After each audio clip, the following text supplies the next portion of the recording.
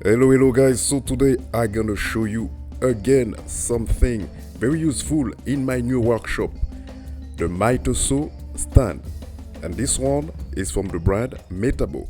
And as you can see, I have a handle here in the middle allowing me to hold it, and in order to open the legs I will have to press on the small button here and push it until the other hole, as you can see me doing it here.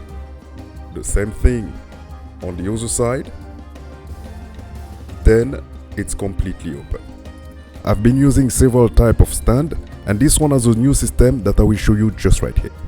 This is the new mounting kit that I will have to use in order to use my miter saw, and as you can see it's using a new clip system in order to mount it on the stand.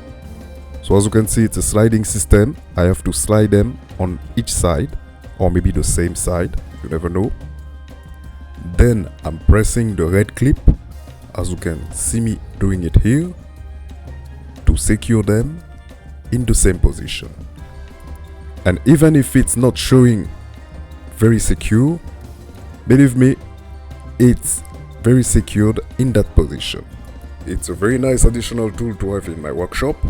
I hope that this will be also useful for you. Then I will see you next time.